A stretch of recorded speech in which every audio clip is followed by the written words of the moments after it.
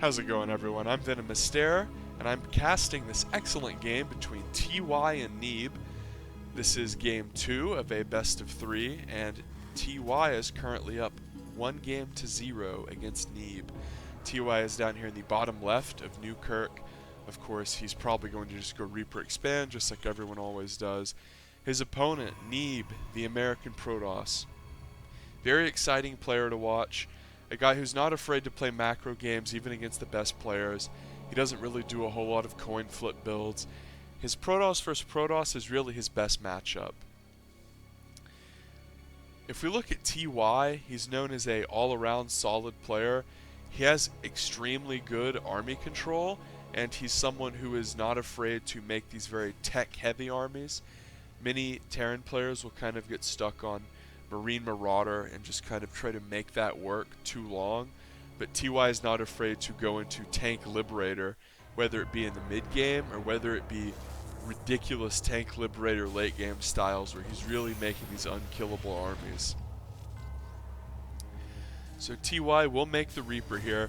Last game we saw TY do an SCV scout just like we see this time, and then whenever his Reaper got to the front of his opponent's base, he did an eBay block in the mineral line of the natural, and that was kind of a bait for the Protoss player to ensure that TY could actually get his Reaper into the main base of the Protoss, because a lot of times Protoss players, well, they kind of know that the Reaper's coming, and on a map like this, it has to really bounce up here, or I mean, you know, obviously, well, here's the ramp. So you pretty much know where the Reaper's going to come from. A lot of times if you chrono out an Adept, it can be easy to defend. If you chrono out a Mothership Core, you can defend it. Especially if you have a pylon right here. If TY tries to be cute, Neeb can just zap the Reaper as it's jumping up with its jetpacks. But here we see another eBay block at the natural, so let's go to Neeb. What does Neeb see? Okay, there's an eBay in my mineral line, so I really want to stop that so I can mine it. Oh shit, there's the Reaper. Well, thankfully I'm not hiding a Stargate in my main, but it's annoying that he gets scouting information. Because remember, StarCraft is a game of information, and not just who has the most information, but who is deceiving who. Because if one player is operating under an incorrect assumption, then that can alter basically the way that they play the entire game. Neeb does kill the Reaper there, and I'm sure he's going to start to tech. There it is, there's the Twilight. Now he already had the Robo, and that's the real issue with the Reaper opener, is you can't just sit here and hem-haw around and not make any of your tech structures. Because if your Cybercore finishes and your build dictates that you build a Robo right when it finishes and there's a Reaper running around, you don't really want to delay that building for 30 seconds. But Neeb did hide this Twilight Council as far as information goes from TY. TY is playing basically a carbon copy of what he did last game. He's not going to let this Adept in. He's a top tier player, and Neeb is not going to die with the Adept. At least not to Marines. Now TY is trying to run this Widow Mine out while he loads the drop up in the main. So a few things to note here. This is probably the strategy even that TY went for. Not just build, but strategy. Because he's going to drop the main. Obviously Newkirk, the main, is a very droppable main because it's right by the other main and it's a two-player map, and then he might try to run the mine in at the natural. Last time Neeb defended it very well. Let's see what happens here. The mine gets down because that's annoying. One observer already cross map, another one on the way. Here it is, and another overcharge can be thrown up, but here comes the mine. Neeb has a lot of workers here, and he's trying to focus the main, but what happens? Boom! How many? 6. That's pretty damn good. Last time Neeb only lost 2. He takes a little bit of hull damage on his stalkers here, but that's inconsequential compared to the workers lost. If we go to units, sure, Neeb's still ahead, but TY is definitely doing a build where he doesn't intend to be ahead in workers. Little bit of add-on swappery coming out for our Korean player, TY. Notice he's getting Stim Pack. That is obviously extremely important, and I'm interested to see whether this will be Marauder Slow or Combat Shield. Double Marauders coming out, so I'm going to say Combat Shield, or excuse me, Concussive Shell. So the reason that Concussive Shell is good versus Protoss is Marauders do bonus damage to Armored, I know a lot of people might know this, but I like to touch on some of the more newbie kind of beginner tips sometimes. So these Marauders, they do bonus damage to armored. Most of the units that Protoss has is armored. You know, Stalkers are armored. I could go on and on and on. Colossi are armored, but the point is that not only are they good against armored units, but they're good against Colossi because they slow them. With an observer here, Neeb will blink into the main. He did research blink off of that Twilight we saw a long time ago, and he snipes this reactor. He might snipe a couple units too.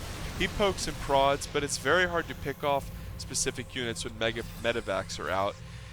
He pulls those weak Stalkers into this Warp Prism. Now remember, those Stalkers took a little hull damage, and Neeb's probably going to run right into the main to try to harass again. TY loads up a dropship. He's going to fly away very quickly, but here come the Stalkers, so TY said, oh shit, okay, well, I'll just drop those units, I guess. And Neeb is aggressing. Notice Neeb has taken a third base. His third is alive and kicking. And last game, Neeb really got crushed by a 2-base timing from TY with siege tanks. No siege tanks here from TY. The factory is naked. That is to say, there is no add-on. But as far as infrastructure goes, what does Neeb have? Well, he doesn't have a robotic support bay. He doesn't have resonating glaives. He really has blink. He's trying to get immortals. He only has 1 immortals. No resonating glaive. No +1. No cannons at the third. No pylon. This is a pretty dangerous attack for TY once he rallies all of these units out. But Neeb is actually setting up a nice flank here. TY is not expecting this. He stems in there. Ooh, but here come the flanking units. And Blink comes forward. And beautiful micro from TY. I don't know if you guys caught that, but he pulled back both the medevacs very specifically. Most Terran players do a lot of boxing.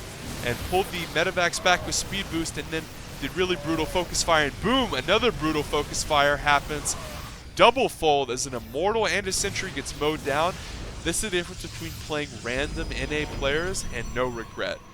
You know, this is the difference between playing people like Masa, and you know, I could go on and on and on. Not to say that Masa is bad, but TY, what you saw there was a situation in which against normal players like Drunken Boy and DeMuslim, Neeb would have gotten a huge lead by sniping medevacs and maybe winning a trade.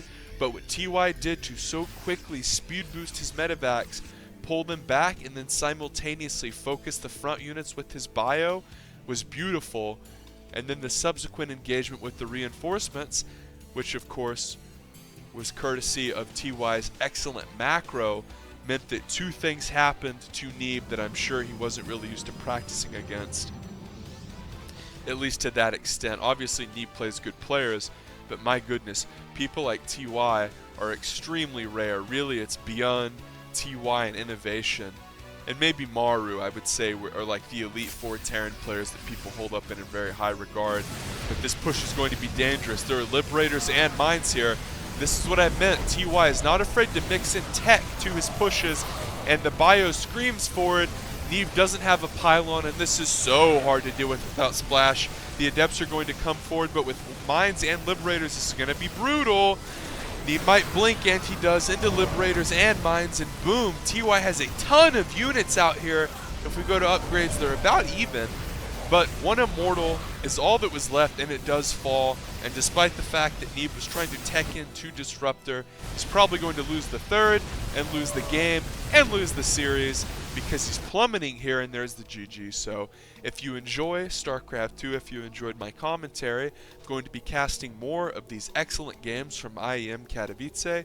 So make sure you subscribe, favorite this video, leave a comment that says you love TY or the You Love Innovation or whoever you want to see next, and favorite the video. Have a good one, guys.